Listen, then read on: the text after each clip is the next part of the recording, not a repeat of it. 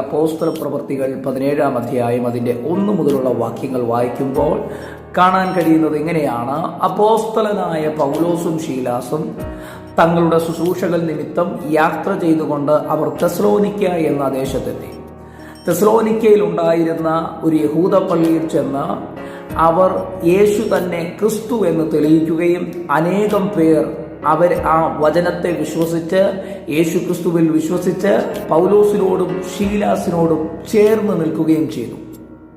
എന്നാൽ അനുഗ്രഹിക്കപ്പെട്ട ഈ മിനിസ്ട്രി അവരിൽ നടക്കുമ്പോൾ തന്നെ അവർക്കെതിരെ അവിടെ ഉണ്ടായിരുന്ന യഹൂദന്മാർ അസൂയ കൊണ്ട് പുരുഷാരത്തെ ഇളക്കി അവർക്ക് പ്രതികൂലമായി എഴുന്നേറ്റ് വരികയാണ്.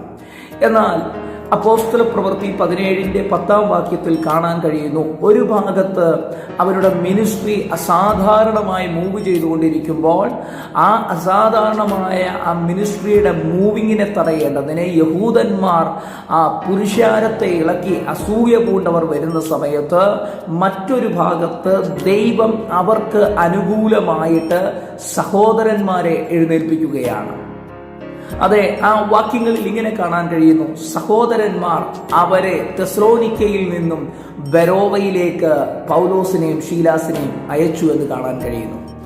അങ്ങനെ അപ്പോസ്തലനായ പൗലോസും ശീലാസും ബെരോവയിൽ ചെല്ലുമ്പോൾ ബെരോവയിൽ അവർ ദൈവത്തിൻ്റെ വചനം പ്രസംഗിക്കുന്ന സമയം തെസ്സലോനിക്കയിലുള്ള ജനത്തേക്കാൾ പൂർണ്ണ ജാഗ്രതയോടെ വചനം കൈക്കൊണ്ടുകൊണ്ടിരിക്കുന്ന ബെരോവയിലെ ജനം കർത്താവിൽ വിശ്വസിക്കുകയും അവർ പൗലോസിനോടും ശീലാസിനോടും ചേർന്ന് നിൽക്കുകയും ചെയ്തു. എന്നാൽ ഇത് കേട്ടിട്ട് വീണ്ടും തെസ്സലോനിക്ക ദേശത്തുണ്ടായിരുന്ന യഹൂദന്മാർ അസൂയ പൂണ്ട് ഇവരുടെ മിനിസ്ട്രിക്കെതിരെ ഇവർക്കെതിരെ എഴുന്നേറ്റ് വരികയാണ്.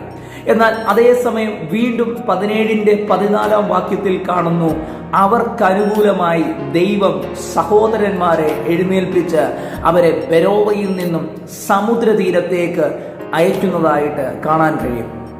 ഈ വചനം പറഞ്ഞുകൊണ്ടിരിക്കുമ്പോൾ ദൈവത്തിൻ്റെ ആത്മാവ് ഈ പകലിൽ ചില അഭിഷക്തന്മാരോട്, ചില സഭകളോട്, ചില വ്യക്തികളോട് ആത്മാവിൽ ഇടപെടുകയാണ്.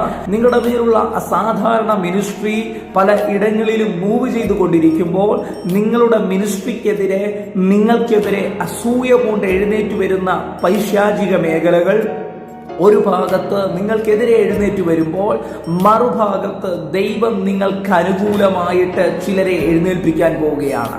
അതെ, നിങ്ങൾ ഒരിടത്തും സ്റ്റെക്കാകാതെ വണ്ണം, നിങ്ങളുടെ ശുശ്രൂഷകൾ ഒരിടത്തും ഒതുങ്ങിപ്പോകാതെ വണ്ണം നിങ്ങൾ മൂവ് ചെയ്യേണ്ടതിന്, നിങ്ങളുടെ ശുശ്രൂഷകളിൽ നിങ്ങൾ മൂവ് ചെയ്യേണ്ടതിന് നിങ്ങളെ ഹെൽപ്പ് ചെയ്യുന്ന സഹോദരങ്ങൾ, അതെ, നിങ്ങൾക്ക് വേണ്ടി ദൈവം ഈ സീസണിൽ എഴുന്നേൽപ്പിക്കാൻ പോവുകയാണ്. അതെ, നിങ്ങളുടെ ശുശ്രൂഷകൾ അസാധാരണമായി മൂവ് ചെയ്യാൻ പോകുന്നു. ആ ശുശ്രൂഷയുടെ മൂവിങ്ങിന് വേണ്ടി നിങ്ങൾക്കായിട്ട് ദൈവം അനുഗ്രഹിക്കപ്പെട്ട വ്യക്തികളെ നിങ്ങൾക്കായി ഒരുക്കാൻ പോകുന്നു.